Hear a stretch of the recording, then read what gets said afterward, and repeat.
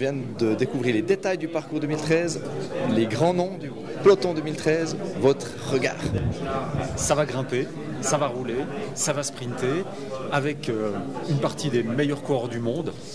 Que demander de mieux? Comme d'habitude, il y a toujours des grandes pointures. Donc au niveau sportif, c'est vraiment le top. Un parcours très dur, trop dur? Non, moi j'aime, même si on est en début de saison, moi j'aime bien avoir des cols un peu difficiles où les cracks de la montagne peuvent déjà tourner leurs pattes avant les grands tours. Le peloton, après on dit toujours, c'est les coureurs qui font la course, on verra. Mais il y a quand même Froome, il y a les Sky. Quand on a cette équipe-là, c'est l'équipe du moment dans les courses par étapes, on a de bon espoir. C'est un peloton intéressant parce que je crois que le Tour de Romandie nous y a habitués. Et puis ma présence, elle est surtout due au fait que le Tour de Romandie va passer dans la région de distribution du journal pour lequel je travaille et arriver à Granges avec ce fantastique vélodrome prévu par Andy Ries et tout près de chez BMC. C'est un événement pour la région, je pense. Je suis favorablement surpris. En tout cas, très beau prologue. Les costauds sont déjà là, Froome et tous les vainqueurs potentiels de ce Tour de Romandie. Des étapes très équilibrées, une superbe étape de haute montagne et puis un chrono magnifique à plat. Donc très très équilibré. J'en discutais encore avec Danny Losis qui est enchanté de ce parcours et moi je le trouve vraiment magnifique. Maintenant, beaucoup de champions seront là et ça sera à eux de le bonifier. Parcours 2013 bien, casse-pattes comme on les aime, avec une belle et grande étape de montagne chez nous. Puis peloton sexy, mais manque quand même 2-3 têtes d'affiche. Ah oui, lesquelles?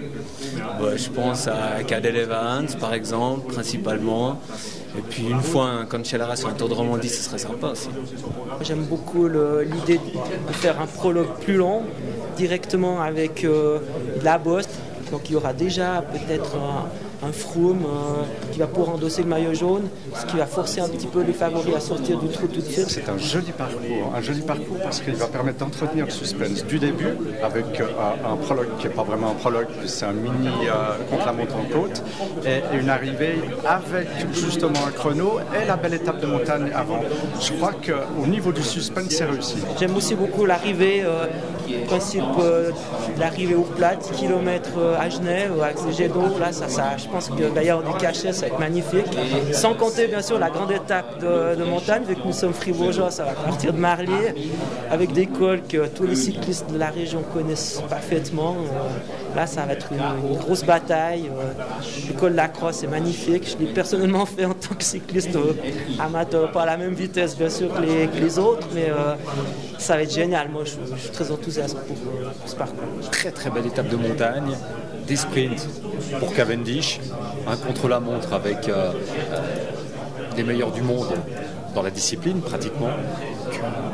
Parcours de rêve. Que du bonheur. Que du bonheur.